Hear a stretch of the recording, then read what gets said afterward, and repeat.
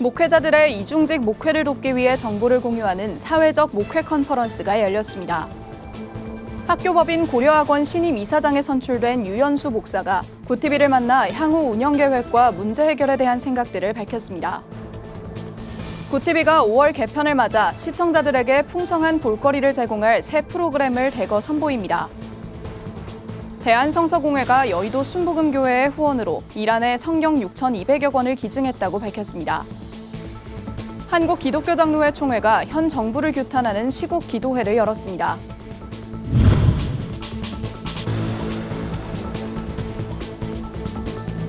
시청자 여러분 안녕하십니까? 구티비 뉴스입니다.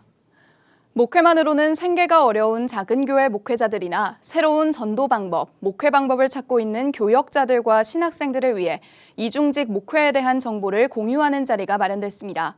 자세한 내용 장세인 기자가 보도합니다.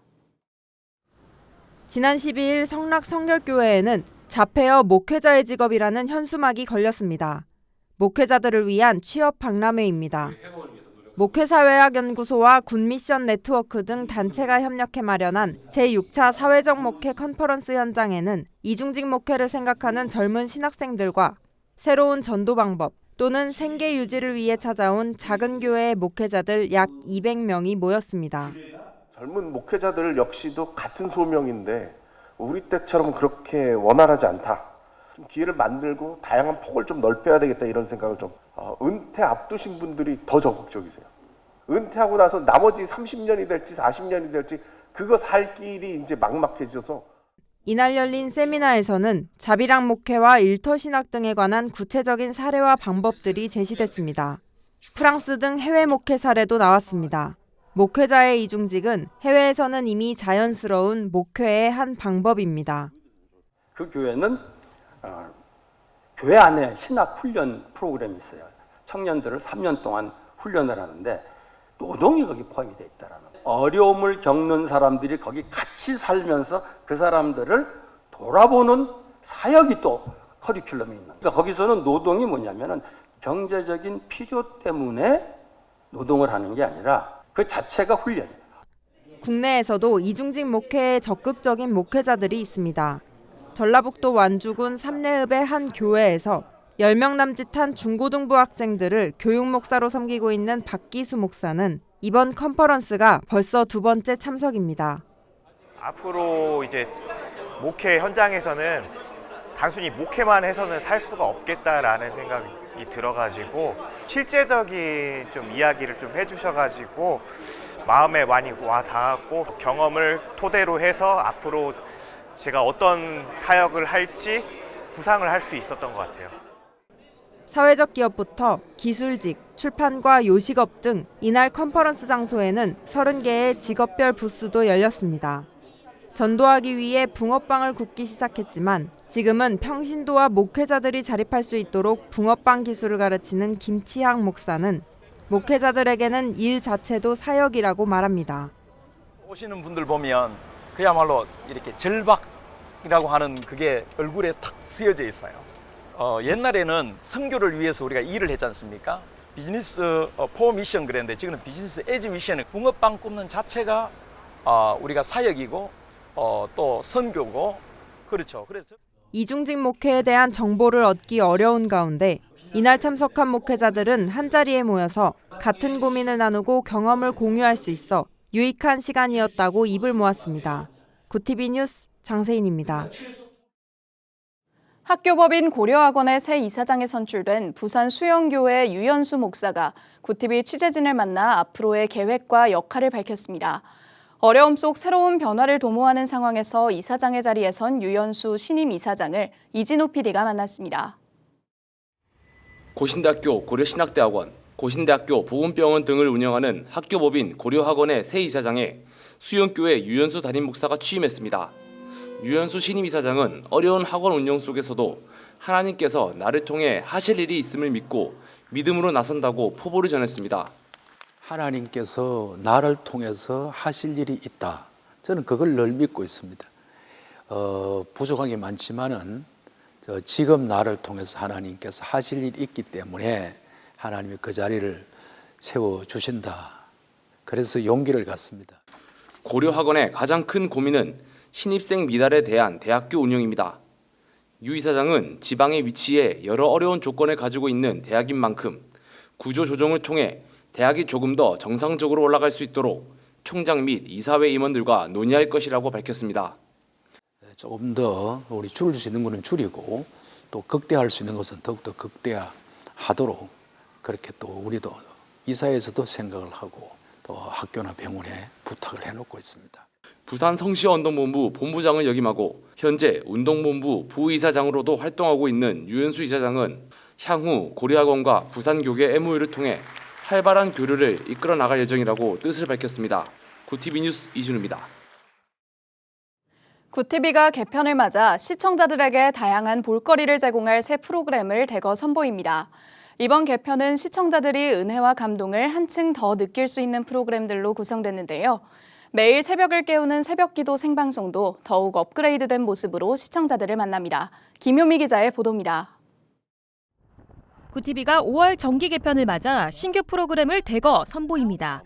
이번 개편 프로그램은 특별히 시청자들에게 은혜와 감동을 한층 깊이 느끼도록 하는 프로그램들로 마련됐습니다. 구TV는 어릴 적 아버지를 회상하는 토크쇼 아버지 나의 아버지를 새롭게 마련했습니다.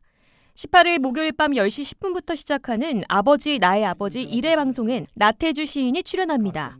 특별히 이날 방송에서는 국내 방송 최초로 나태주 시인의 미발표 시가 전격 공개됩니다. 2회 출연자는 트로트계의 여왕 가수 하춘아입니다. 두 번째 방송에서도 하춘아의 아버지께 드리는 못다한 이야기가 방송에서 처음으로 공개될 예정입니다. 이어 옛 선조들이 남긴 믿음의 유산들을 되새겨보며 한국 기독교 역사를 탐방하는 다큐 프로그램 더 로드도 새롭게 편성됐습니다. 17일 수요일 저녁 9시 30분에 방송되는 더 로드는 길 따라 복음 따라 믿음의 여정을 떠나는 국내 기독교 성지 탐방기 프로그램입니다. 1회 방송은 여수편으로 여수 오동도 꽃축제, 교동 전통시장, 애양원 역사박물관, 사랑의 원자탄 손양원 목사 기념관과 애양원 교회를 돌아봅니다. 한센인들 중에서도 가장 한부가 심한 분들이 있는 그곳에 손양 목사님은 가셔서 직접 그들을 만지고 안고 복음을 전하고 그러셨죠. 구TV가 잊혀진 교회의 종소리를 찾아갑니다. 매일 오전 9시 50분에 방송되는 낮은 곳으로 울리는 희망의 종소리는 한국 기독교를 뜨겁게 부흥시켰던 시대의 종소리를 발굴해 직접 들어보고 마을의 시간과 예배의 시작을 알리던 공공의 종소리를 울립니다.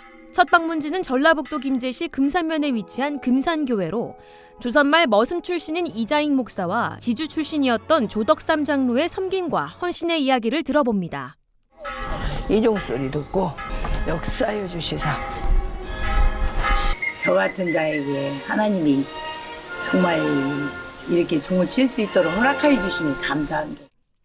또 구TV가 특별히 한국교회와 성도들의 영적 회복과 부흥을 위해 준비한 새벽 방송 프로그램 365 새벽기도 생방송도 한층 업그레이드됐습니다.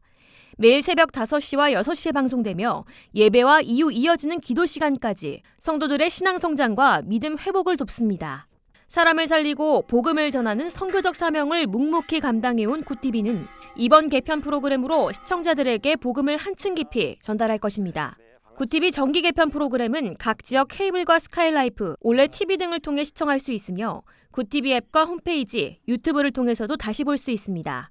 구TV 뉴스 김효미였습니다. 대한성서공회가 지난 12일 여의도 순복음교회의 후원으로 이란의 페르시아어 성경 6,200여 권을 기증했다고 밝혔습니다. 이날 기증식에서 여의도 순복음교회 이영훈 목사는 성경 보급 사역만큼 중요한 것은 없다며 성경 보급은 세계 선교에 크게 기여할 것이라고 전했습니다. 이란은 인구의 98%가 무슬림인 이슬람 국가로 선교와 전도가 어렵고 소수의 기독교인들은 종교적 핍박과 차별 속에 놓여 있습니다. 대한성서공회 권희연 사장은 여의도 순복음교회의 후원으로 이란에 성경을 보낼 수 있게 돼 감사하다며 신앙생활을 드러내지 못하는 이란 사람들에게 성경은 굉장히 소중하다고 감사를 전했습니다. 한국기독교장로회가 15일 서울광장에서 윤석열 정권을 규탄한다며 시국 기도회를 열었습니다. 총회는 이번 정부가 민생 파탄, 친일 매국, 한반도 평화를 위협하고 있다며 기도회를 개최한 이유를 밝혔습니다. 이날 기도회는 목회자 500여 명이 참석해 현 정부에 대한 우려와 비판의 목소리를 내는 방식으로 진행됐습니다. 이날 기도회에서 설교한 기장 강연홍 총회장은 한 나라를 이끄는 지도자들은 아침마다 하나님께 무릎 꿇어 기도하며 자신을 돌아볼 수 있는 사람이 되길 바란다고 말했습니다. 참석자들은 서울시청 광장을 시작으로 대안문과 숭례문을 지나 서울역 광장까지 행진했습니다. 지난달 강릉 산불 피해를 입었던 강릉 만민의 감리교회에서 또다시 불이 났습니다. 지난 13일 4시 10분께 붙은 불은 1시간여 만에 진압됐으며 이날 발생한 화재로 교회 본당이 있던 2층이 전소되는 등 피해를 입었습니다. 화재로 인한 인명피해는 발생하지 않았지만 교회 본당에서 임시로 드려졌던 주일 예배가 취소되기도 했습니다. 만민의 감리교회는 지난달 산불로 지붕이 뜯겨나가는 등 피해를 입었지만 다른 교회의 재정 지원을 위해 성금을 기부하기도 했습니다. 소방당국은 정확한 화재 경위 등을 조사 중입니다. 부산 순복음 금정교회가 지난 14일 창립 35주년을 맞아 여의도 순복음교회 이영훈 담임 목사를 초청해 감사 예배를 드렸습니다. 이영훈 목사는 절대 긍정의 신앙이란 제목의 설교에서 교회가 성령 충만해지고 절대 긍정의 믿음을 가지면 좋겠다고 전했습니다. 순복음 금정교회는 1988년 5월 오순절 성령 운동을 바탕으로 한덕수 초대 담임 목사의 취임과 함께 창립됐습니다. 1994년 12월에는 여의도 순복음교회 조용기 원로 목사를 초청해 입당 예배를 드리기도 했습니다. 이날 사회를 맡은 김형근 담임 목사는 부산 경남 영혼 구원과 세계 복음화에 앞장서겠다는 포부를 밝혔습니다.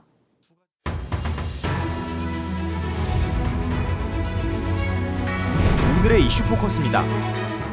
올해 한반도와 주변 해역에서 규모가 가장 큰 지진이 15일 오전 6시 27분쯤 발생했습니다. 기상청은 강원동에서 북동쪽 52km 해역에서 규모 4.5 지진이 발생했다고 밝혔습니다. 진원의 깊이는 32km입니다. 한반도에서 발생하는 진원의 평균 깊이인 10km보다 깊은 수치입니다.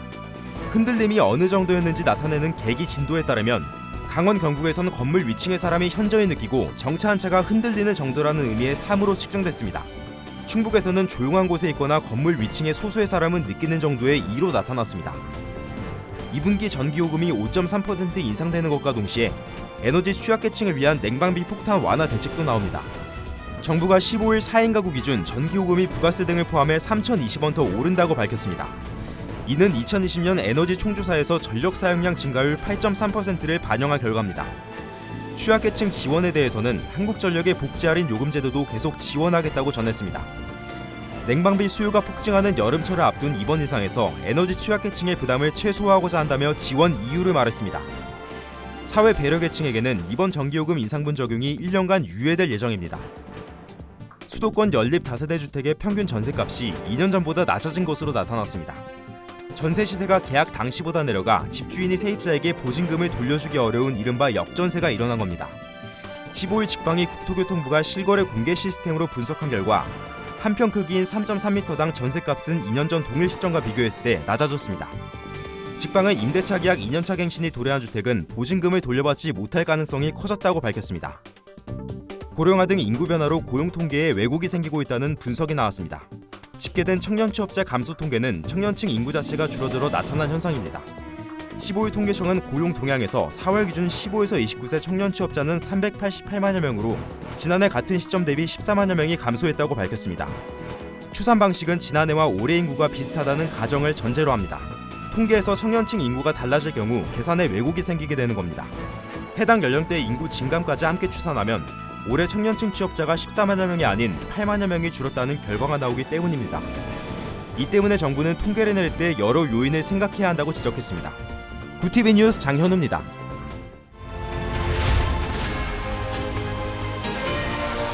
구TV 월드와이드입니다.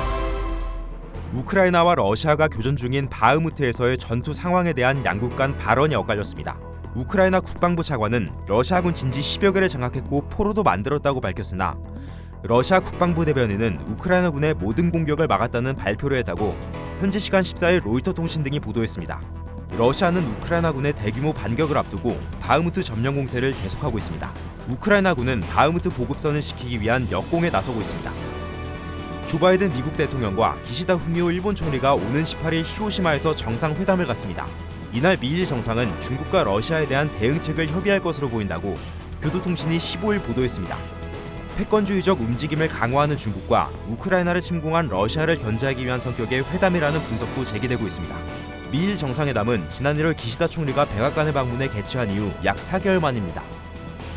현지 시간 14일 진행된 튀르키예 대통령 선거 개표가 95%까지 진행된 가운데 레제프 타이프 에르도안 대통령이 득표율 1위를 달렸지만 과반에 미치지는 못했습니다. 추후 결선 투표로 대통령이 정해질 가능성이 유력해 보인다는 전망이 나오는 이유입니다. 에르도안 대통령은 득표율 49.5%를 기록해 44.8%를 획득한 야권 단일 후보인 공화인민당 케말 클루추 다르울루 대표를 투표에서 제쳤다고 15일 현지 언론이 보도했습니다. 과반 득표자가 선거 종료 시점까지 나오지 않을 경우 오는 28일에 결선 투표가 진행될 예정입니다. 물가가 폭등한 아르헨티나의 칠레 관광객이 급등하고 있습니다. 하루 평균 5천여 명이 식료품 관광을 위해 아르헨티나에 입국하고 있습니다. 아르헨티나의 연 100%를 넘는 물가 상승률과 달러 환율 급등을 원인으로 관광객들 입장에선 물건을 저렴하게 살 수 있기 때문이라는 분석이 나옵니다. 알도 아브람 경제학 교수는 살인적인 물가를 억제하지 못하는 아르헨티나 정부를 비판했습니다. 칠레인들의 아르헨티나 쇼핑 관광은 두 나라의 환율 변동을 감안하면 한동안 지속될 것으로 보입니다. 구티비 뉴스 장현우입니다.